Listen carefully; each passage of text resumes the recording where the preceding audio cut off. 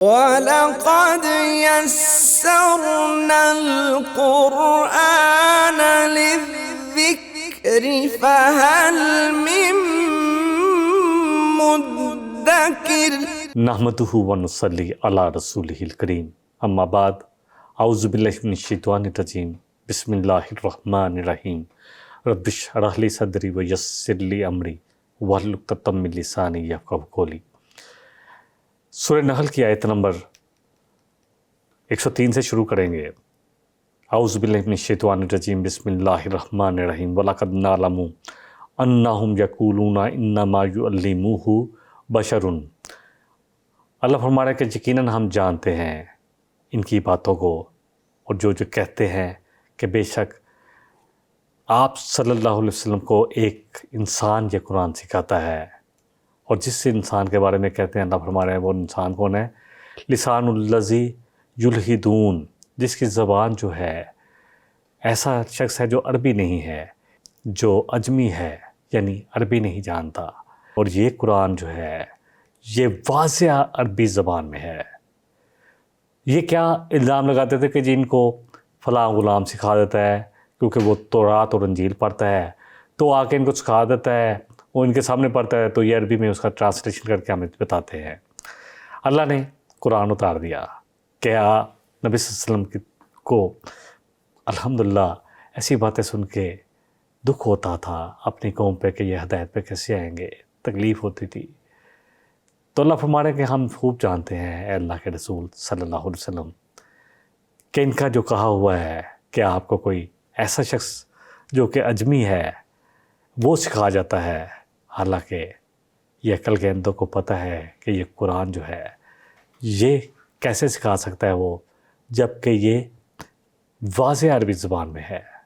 ایک روایت میں اس شخص کا نام جبریان یا جبرپیان آتا ہے جو عامر بن حضرمی کا ایک رومی غلام تھا۔ دوسری روایت میں خطیب بن عبد العزیٰ کے غلام عائش کا نام آتا ہے۔ ایک اور روایت میں اس کا نام یسار آتا ہے جو مکے کی ایک یہودی عورت کا غلام تھا۔ ایک اور روایت میں بلان آتا ہے یا بلعام آتا ہے جو ایک رومی غلام تھا۔ بہرحال ان میں سے جو بھی ہو، کفار مکہ محض یہ دیکھ کے کہ یہ شخص جو ہے، جو غلام ہے، وہ انجیل اور تورات پڑھتا تھا، اور نبی صلی اللہ علیہ وسلم سے اس کی ایک ملاقات ہوئی ہے، تو یہ الزام انہوں نے کر دیا کہ یہ سکھاتا ہے۔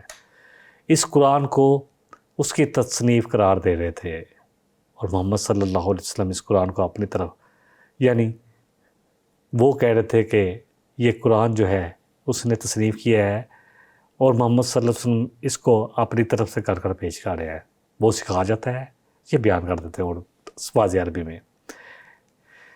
ان عقل کے اندر کو یہ اللہ اکبر یہ سمجھ نہیں آ رہی تھی کہ ان کے سامنے ایک ایسا شخص ہے جس نے کبھی جھوٹ نہیں بولا۔ تاریخ انسانی میں آپ کا ہلاک خلق العظیم ہے، عظیم شخصیت۔ آپ کے نظیر دنیا بھر میں نہیں پائی جاتی۔ کہاں ایک غلام جو تورات اور انجیل پڑھ رہا ہو یا پڑھ لیتا ہو، وہ آپ جیسے گوہر نایاب، آپ جیسے ہیرے کو، آپ جیسے سورج کو جو چمکتا سا جو منیر ہے، ان کو بھلا ایک غلام جو خود اندھیرے میں ہے کیسے نور دے سکتا ہے؟ اور یہ نور، یہ چمک تو اللہ کی طرف سے تھی جو عطا کرتا تھی۔ لیکن بہرحال انہوں نے کوئی نہ کوئی چیز نکالنی تھی انکار کرنے کے لیے۔ ان الذین لا یؤمنون بآیات اللہ، اللہ سبحانہ وتعالیٰ فرما رہے ہیں کہ وہ لوگ جو ایمان نہیں لاتے اللہ کی ان آیات پر، لا یہدیہم اللہ، تو ایسے لوگوں کے لیے سن لیں کہ جب بار بار انکار کرتے ہیں تو اللہ ان کو ہدایت نہیں دے گا۔ وَلَهُمْ عَذَابٌ عَلِيمٌ، اور ان کے لیے ہوگا دردناک عذاب۔ یہ آیت کنٹیکسٹ کے حساب سے تو مشرکین مکہ کے لیے ہے، لیکن آج ہم سب مسلمانوں کے لیے ہے۔ ہم ایمان تو رکھتے ہیں، ہم کہتے ہیں جی ہم تو لیتے ہیں، کیا یہ ایمان کا یہ تقاضا ہے کہ کیا لکھا ہے، کیا عمل ہے ہمارا، کیا سمجھ ہے ہماری اس کے بارے میں، اس کو بھی غور کریں میں اور آپ۔ بڑی لرزا دینے والی آیت ہے کہ وَلَهُمْ عَذَابٌ عَلِيمٌ، دردناک عذاب ہے۔ مشرکین مکہ جو تھے قرآن عظیم کو، اللہ کا کلام ماننے پر تیار نہیں تھے، اور نہ ہی مان لاتے تھے. جب مانتے نہیں تو مان کیسے لائیں؟ اور طرح طرح کے اعتراضات اٹھاتے تھے کہ یہ پچھلے لوگوں کی کہانیاں ہیں، وہی افسانوی باتیں ہیں، پچھلی قوموں کے قصے ہیں، یہ قرآن شاعری ہے. کبھی کہتے یہ جو جادو ہے جس پر پڑھتے ہیں جادو ہو جاتا ہے، یہ ان کو کوئی بشر سکھا دیتا ہے. بہرحال اللہ نے ایسے تمام ان کے کفرانہ جو قول تھے، جو باطل قول تھے، ان کا رد کیا ہے. اور یہ اللہ نے ایسے کافر جو اصرار اور عناد اور ضد میں ہٹ درمی پر آ جائے تو پھر اللہ ان کے ساتھ یہی معاملہ کرے گا کہ ان کے لیے دردناک عذاب ہے، اور دنیا میں ان کے دلوں پر اللہ مہر لگا دیتا ہے. اللہ سبحانہ و تعالیٰ فرمانے سورہ صف میں فلما زاغوا ازاغ اللہ قلوبہم، جب وہ ٹیڑے ہوتے ہیں تو اللہ ان کے دلوں کو پھر ٹیڑھا کر دیتا ہے. واللہ لا یہدی القوم الفاسقین، تو اللہ فاسقوں کو، فاسق کون ہوتے ہیں؟ جو فسق کرتے ہیں، جو نافرمانی کرتے ہیں، جو باغی ہوتے ہیں، جو ماننے نہیں چاہتے، سمجھ کر بھی نہیں ماننا چاہتے. اللہ ان کو ہدایت نہیں دیتا. انما یفتر الکذب الذین لا یؤمنون بآیات اللہ، کہ بے شک افطرا بازی تو جھوٹ تو وہ کرتے ہیں جو اللہ پر ایمان نہیں رکھتے. وَأُولَئِکَ هُمُ الْكَاذِبُونَ، اور وہی جھوٹے ہیں جو جھٹلا رہے ہیں نا اللہ کی آیات کو، جو اللہ کی آیات کو جھٹلاتے ہیں اور کہتے ہیں کہ نبی صلی اللہ علیہ وسلم خود گاڑ لی ہیں، وہ ایمان رکھتے. جو اللہ کے ذکر سے منہ موڑے ہوئے ہیں، اللہ کی کتاب سے غفلت برتتے ہیں، اس پر ایمان نہیں لاتے، نہ اس کی کوشش کرتے ہیں، ایسے لوگ، اللہ اکبر، ایسے لوگوں کو پھر اللہ دین حق پر آنے کی توفیق نہیں دیتا. ایسے لوگ پھر اس کتاب کو سمجھ کر اس کے عمل کی توفیق نہیں پاتے. پھر ایسے لوگوں کے لیے، یہ ہمارے لیے بھی بڑی لرزا دینے والی ہے کہ قرآن آخر انسان تک کے لیے ہے جو قیامت کو آئے گا، جو اتنا بالغ ہو جائے گا، سمجھنے والا ہوگا، اس کے لیے ہے جو سمجھے گا. تو دردناک عذاب کی ان کو وعید دی گئی ہے. یہ رسول اکرم صلی اللہ علیہ وسلم پر جھوٹ باندھتے تھے اور کہتے تھے کہ یہ اپنی طرف سے گڑھ لیا ہے. اللہ اکبر، کوئی شک نہیں، اللہ فرما رہے ہیں کہ یہی کافر ہے، یہی کافر ہے. اور تمام مخلوق میں اے نبی رحمت صلی اللہ علیہ وسلم، آپ سب سے بہتر، افضل، سب سے زیادہ اللہ کی معرفت رکھنے اور سچوں میں سے سب سے زیادہ سچے آپ صلی اللہ علیہ وسلم ہیں. سب سے زیادہ کمال اور علم آپ کے پاس ہے جو اللہ نے آپ کو اپنے خاص فضل سے نوازا ہے اس قرآن کے ساتھ. ایمان، عمل اور نیکی بھی آپ کی حاصل ہے، سچائی اور بھلائی میں، اور یقین و معرفت میں آپ کا کوئی ثانی نہیں ہے اللہ کے رسول صلی اللہ علیہ وسلم. ان کافروں سے ہی پوچھ لیں، یہ بھی آپ کی صداقت کے، امانت کے قائل تھے. جب صادق اور امین کا لقب انہوں نے دیا تھا کہ یہ سچے آ گئے، یہ سب سے سچے ہیں، یہ امانت دار ہے. اور وہ مشہور واقعہ ہے جو میں اکثر سناتا ہوں کہ جب کعبے کی دوبارہ تعمیر ہوئی، حجر اسود رکھنے کا مسئلہ آیا تو قبیلوں میں جنگ چھڑ گئی، بحث چھڑ گئی کہ ہم رکھیں گے. تو پھر آخر میں فیصلہ یہ ہوا کہ جو سب سے پہلے آئے گا اس سے فیصلہ کروا لیں گے. پھر جب نبی رحمت صلی اللہ علیہ وسلم آئے تو کہے یہ تو صادق ہے، یہ تو امین ہے، اس کا فیصلہ تو ہم سب مانیں گے. اور پھر آپ نے جو فیصلہ کیا وہ اتنا حکمت والا تھا کہ آپ نے کہا کہ ایک چادر پکڑو، اس میں آپ نے اپنے دستے مبارک سے حجر اسود رکھا، کہا سب چادر کے ایک کونے کو پکڑ لو، سب سردار.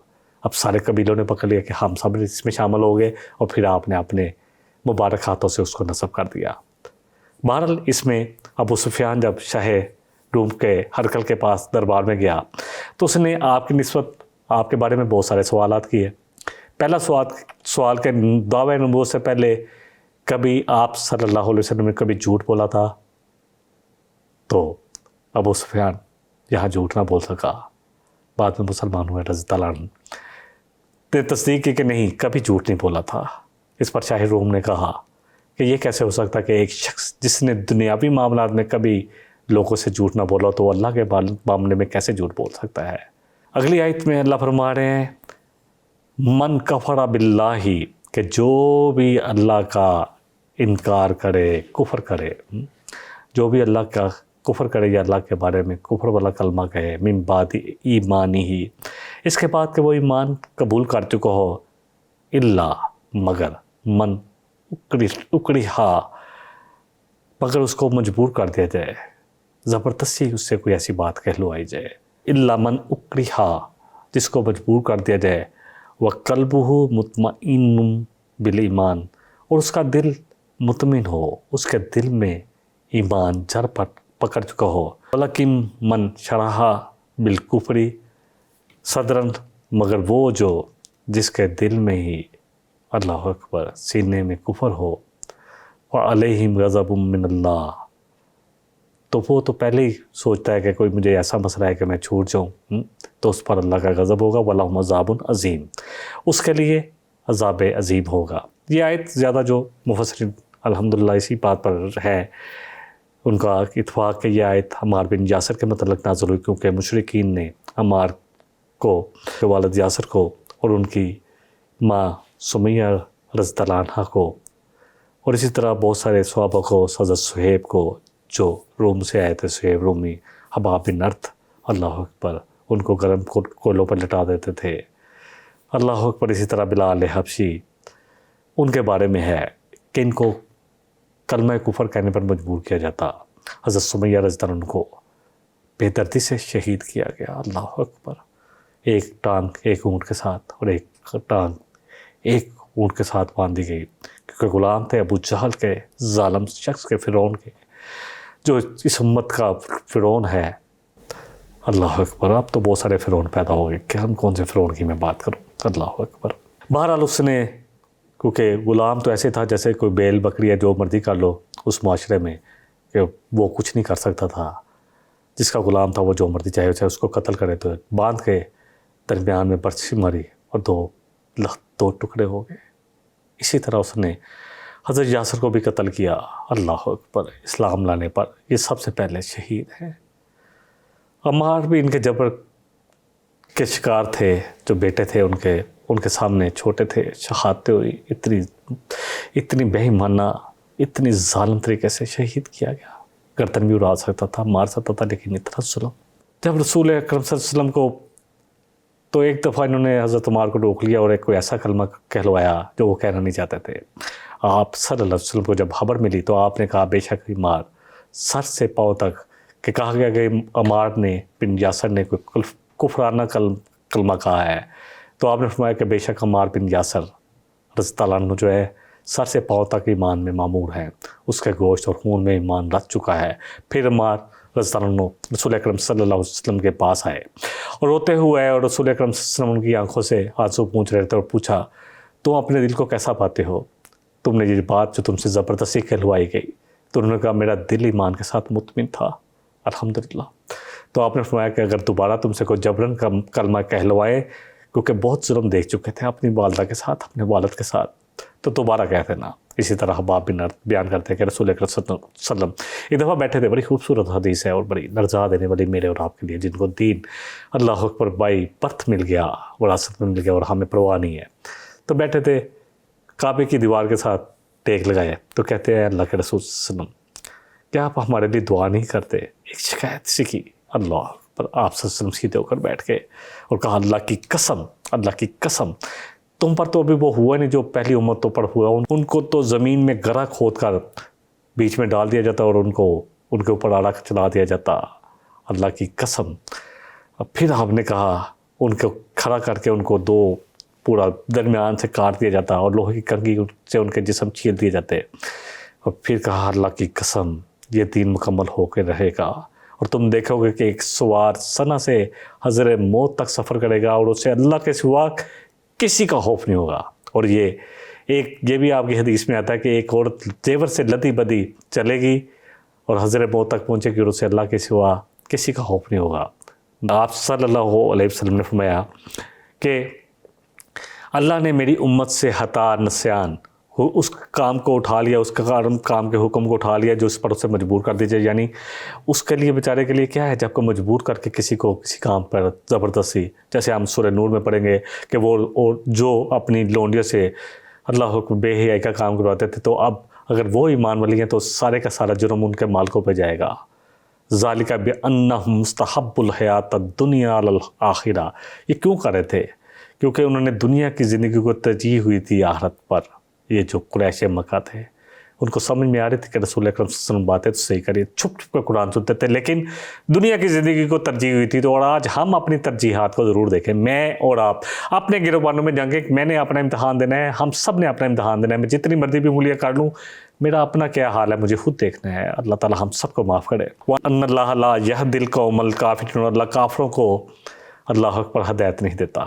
جو بات کو سمجھ کر نہ شکرے جو ہوتے ہیں نا, ہمیں دین مل گیا, ہم نہ شکرے ہیں, یقین کریں اس دین کو پڑھا ہی نہیں, پڑھ کے سمجھا ہی نہیں, عمل کرنے کی کوشش ہی نہیں کی, اپنی زندگیوں میں انفرادی طور پر ایز اے ہول اس دین کو قائم کرنے کی کوشش ہی نہیں کی ہم لوگوں نے.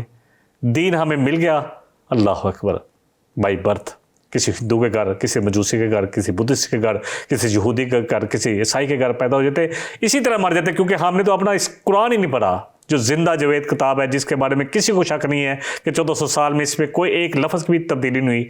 ہمارے پاس تو اس کے لیے وقت نہیں ہے. کہاں کیا جواب دیں گے؟ ہم نے تو نبی صلی اللہ علیہ وسلم کی ہم نعتیں پڑھتے ہیں, الحمدللہ ثم الحمدللہ, کروڑوں رحمتیں, کروڑوں برکتیں آپ کی ذات پر, آپ کی آل پر, آپ کی ازواج پر, آپ کے اصحاب پر, لیکن آپ کی مبارک زندگی کی طرف آتے نہیں ہیں. آپ کی اتباع کرنے کی, آپ کی اطاعت, اللہ اور اس کے رسول کی اطاعت کرو, اتباع کرو. اللہ چاہتے ہو نا تم سے اللہ محبت کرے, سورہ آل عمران میں ہم پڑھ چکے ہیں, تو اللہ کے رسول صلی اللہ علیہ وسلم کی زندگی جو ہے اس کی اتباع کرو, ویسی زندگی گزارو. اللہ اکبر. اللہ فرمانے اولئک الذین طبع اللہ علی قلوبہم, ایسے لوگ جو پھر نہیں سمجھتے, نہیں آتے, نہ شکرے لوگ. اللہ تعالیٰ ہم سب کو امت مسلمہ کے اپنے حال دیکھ لیں, ہم سب اپنے, تو اللہ ایسے لوگوں کے دلوں پر ٹھپے لگا دیتے ہیں, مہر لگا دیتے ہیں, پھر علی قلوبہم وسمعہم, اور ان کے دلوں پر مہر لگ جاتی ہے, اور ان کی سماعتیں جو ہیں ان پر ڈانٹ آ جاتے ہیں, وابصارہم, اور ان کی آنکھوں کے آگے بھی پردے آ جاتے ہیں. وَأُولَئِكَ هُمُ الْغَافِلُونَ, وہی تو ہے غافل ہیں, لا جرم. اللہ فرمانے کوئی شک نہیں ہے, اَنَّهُمْ فِي الْآخِرَةِ هُمُ الْخَاسِرُونَ, یہی ہے جو ہسارے والے ہیں. ناپتے جائیں, تولتے جائیں, میں اور آپ اپنے آپ کو, یہ نہ سمجھے جی وہ قریش مکہ تھے وہ تو چلے گئے. یہ قرآن ہم سب کے لیے ہے, ایک ایک مسلمان کے لیے ہے. پڑھیں اس کو, سمجھیں اس کو, عمل کریں, اور پوری دنیا تک پہنچانے کا پوری کی پوری کوشش کریں جس کے پاس جتنی استطاعت ہے, جتنی استطاعت ہے.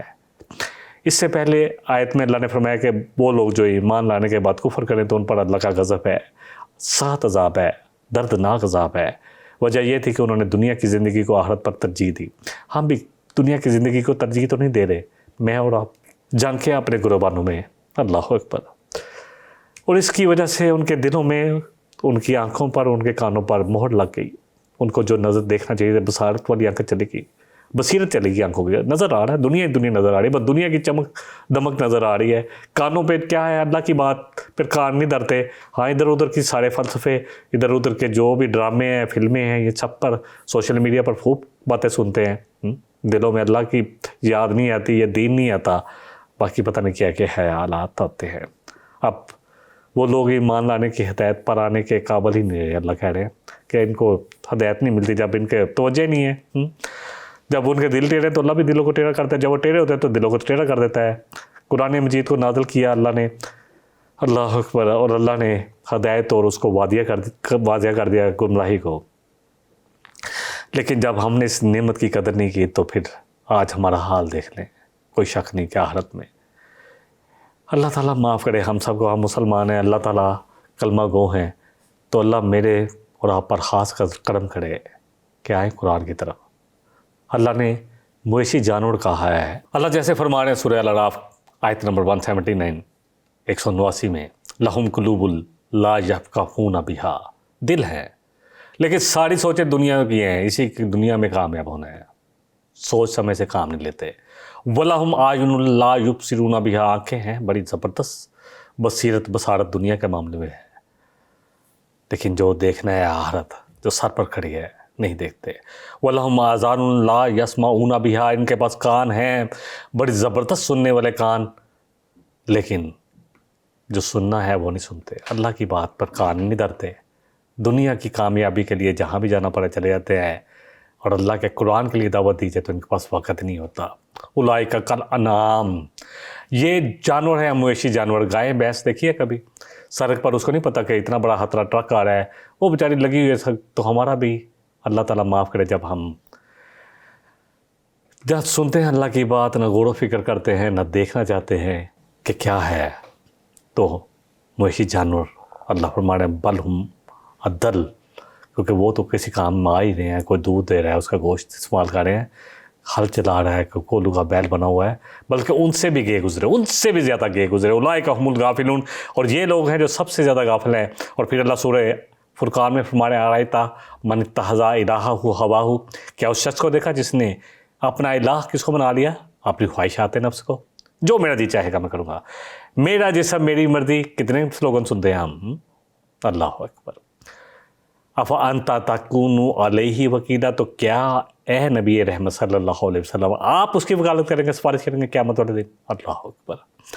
ام تحسبوا، کیا آپ سمجھتے ہیں، ان اکثرہم یسمعون، کہ یہ بات سنتے ہیں آپ کی، او یاقلون، یا عقل و فہم رکھتے ہیں، انہم الا کالانعام، یہ تو مویشی جانور ہیں، گائے بھینس سے بھی بدتر ہے۔ اللہ اکبر۔ بل ہم اضل سبیلا، بلکہ یہ وہ لوگ ہیں جو راستہ کھو چکے ہیں، ان کو تو پتہ ہے پھر وہ شام کو دوڑ کر اپنے گھر آ جاتی ہے، یہ تو آ ہی نہیں رہے واپس۔ اگلی آیت ہے، اللہ فرمانے ثم ان ربک للذین ہاجروا، ہاں وہ لوگ جو ہجرت کرتے ہیں، اور سب سے بڑی ہجرت کیا ہے؟ نبی صلی اللہ علیہ وسلم ان تہجر ما کرہ ربک، ہر وہ بات چھوڑ دی جائے جو تیرے رب کو ناپسند ہے۔ اللہ اکبر۔ کرے وہ ہجرت تو وہ تو کرے نا، ہر اس بات کو چھوڑنا۔ ہجرت کیا ہے؟ اپنے شہر کو چھوڑ دینا، اپنے گھر کو چھوڑ دینا، اپنے گھر بار اپنے خاندان کو چھوڑ دینا۔ تو فرمایا کہ ہر وہ بات چھوڑ دو جو تیرے رب کو ناپسند ہے۔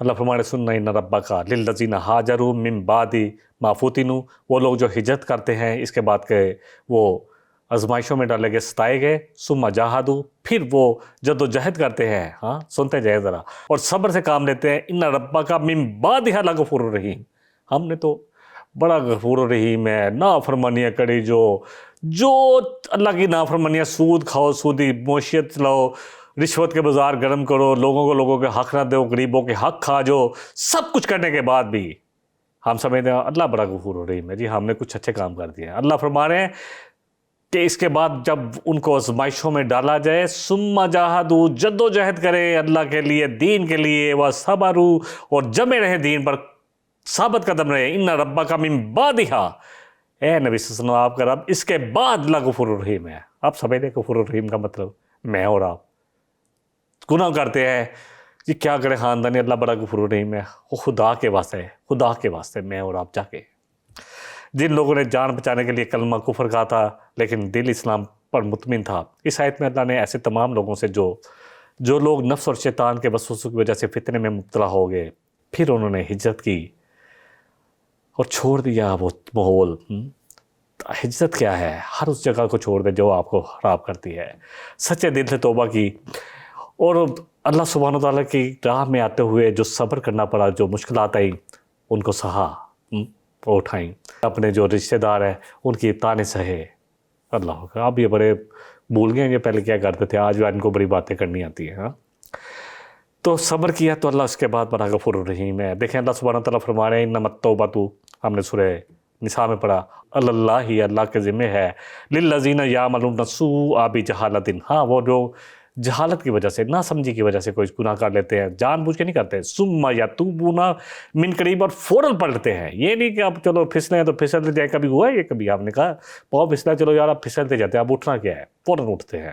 فاولئک یتوب اللہ علیہم، ایسے ہی لوگ ہیں جن سے اللہ توبہ قبول کرتا ہے، وکان اللہ علیما حکیما، اور اللہ ہے علم والا اور حکمت والا، ولیست التوبۃ للذین یعملون السیئات، اور نہیں ہے اللہ تم کو توبہ قبول کرتا جو برے عمل کرتے رہتے ہیں اور صرف منہ سے بولتے رہتے ہیں اللہ معافی دے دے، بس اللہ معافی دے، اور کرتے رہتے ہیں نافرمانیاں، حتی اذا حضر احدہم الموت، یہاں تک کہ ان میں سے کسی کی موت کا وقت آتا ہے، قال انی تبت الآن، کیا اب توبہ کرتا ہوں، والذین یموتون وہم کفار، نہ ان کی جو مر جاتے ہیں کفر کی حالت میں، اولئک اعتدنا لہم عذابا الیما، پھر آ گیا دردناک عذاب۔ سورہ نساء کی آیت نمبر 17 اور 18 میں نے تلاوت کی۔ اور سورہ اگر ہم توبہ کر لینا، اس کا کتنے نام ہے، سورہ فرقان میں اللہ فرمانے الا من تاب وآمن وعمل عملا صالحا، مگر وہ جو توبہ کر لے، پلٹ آئے، پھر عمل کرے نیک اور صالح عمل، فاولئک یبدل اللہ سیئاتہم حسنات، تو اللہ ایسے لوگوں کی برائیوں کو بھی اچھائیوں میں بدل دیتا ہے۔ اللہ اکبر، جو گناہ کیے تھے نا ان کو بھی اچھائیوں میں بدل دیتا ہے۔ وَقَانَ اللَّهُ غَفُورًا رَحِيمًا، اور اللہ ہے بڑا غفور الرحیم۔ مَن تَابَ وَعَمِلَ صَالِحًا فَإِنَّهُ يَتُوبُ إِلَى اللَّهِ مَتَابًا، جس نے گناہ کیے اور اب پلٹ آئے اور اللہ کی طرف پلٹ آئے اور اب اسی طرح عمل صالح کرے، اس نے صحیح توبہ کی ہے اللہ کے سامنے، اللہ کہہ رہے ہیں۔ سورہ فرقان کی آیت نمبر 70-71 ہے۔ توبہ جو ہے نا، گناہ کے ترک کرنا، اعتراف جرم اور اپنی کوتاہی پر نادم ہونے کا نام ہے، اور دوبارہ نہ کرنے، نہ کرنے کا پختہ عزم کرنے کا نام ہے، اور پھر اگر خدا نہ ہو جائے تو فوراً پلٹائے کہ اب نہیں کرنی، اور پورا عزم کرے، اور ان چیزوں سے جن چیزوں کی وجہ سے گناہ سرزد ہوتا ہے، چاہے کوئی گجٹ ہے، کوئی موبائل ہے، لگتا ہے کہ رات کو میں اس میں کوئی غلط چیز دیکھتا ہوں، یا کوئی ایسی محفل ہے دوستوں کی جو غلط کاموں میں مجبور کرتے ہیں، یا جس میں غیبت کی جاتی ہے، ایسی محفلوں سے بچے اللہ کے واسطے۔ اگر کسی سے زیادتی کی ہے تو اسے معافی مانگ لیں، اگر کسی کا حق ہے تو واپس حق کر کے معافی ہوگی، حق اللہ نہیں معاف کرے گا۔ کسی کا حق کھا کر، کسی کی وراثت کھا کے ہم کہیں گے جی ہم نے معافی مانگ لی، کوئی معافی نہیں ہے اللہ کے ہاں۔ اور اب پھر ایک اور بھی شرط ہے کہ انسان اپنے آپ کو اچھائی کے کاموں میں اس طرح بلائے جس طرح پہلے برائی کے کاموں میں بلاتا تھا۔ نبی صلی اللہ علیہ وسلم نے فرمایا ان اللہ یقبل توبۃ العبد ما لم یغرغر، کہ اللہ جب تک کہ موت کا عمل شروع نہ ہو جائے اس سے پہلے توبہ قبول کرتا ہے، اس کے بعد جو ہے نا اس سے پہلے توبہ کر لے، جسے ترمذی شریف کی حدیث ہے۔ بہرحال جتنا بھی کہا میں نے، اللہ تعالیٰ مجھے بھی ہتے بہت کمزوریاں نظر آتی ہیں۔ سب سے پہلے تو اپنے اندر، لوگ تو الحمدللہ کتنے لوگ ہیں جنہوں نے قربانیاں دیں، کتنے نام ہیں، آج بھی لوگ یقین کریں اتنا کام کر رہے ہیں، بہت ٹوٹی کوشش ہے، لیکن ایک چیز تو کلیئر ہے کہ یہ قرآن جو ہے نا یہ ہمیں ہمارا الٹرا ساؤنڈ کر کے ہمارے سامنے رکھ دیتا ہے، چاہے دنیا کی نظروں میں جتنا مرضی میں پارسا بن جاؤں، یہ قرآن بتاتا ہے کہ میں کہاں غلط ہوں۔ اللہ تعالیٰ ہم سب کو اس قرآن پر لے آئے اور اپنے انالیسس خود احتسابی کا عمل شروع کرتے ہیں۔ آج سے کب موت آ جانی ہے یہ اللہ کو پتہ ہے، اور اگر ہم آ جائیں گے آج تو اللہ ہمارے گناہوں کو، جو پچھلی کوتاہیاں ہوئیں ان کو بھی نیکیوں میں بدل دے گا، کیونکہ وہ حکمت والا ہے، وہ جانتا ہے کس نے کس حالات میں کیا گناہ کیا اور کس طرح وہ پلٹ رہا ہے اور کیا قربانی کر رہا ہے۔ واحد دعوانا ان الحمد للہ رب العالمین، سبحانک اللہم و بحمدک، اشہد ان لا الہ الا انت، استغفرک واتوب الیک۔ إن هذا القرآن يهدي للتي هي أقوم ويبشر المؤمنين الذين يعملون الصالحات أن لهم أجرا كبيرا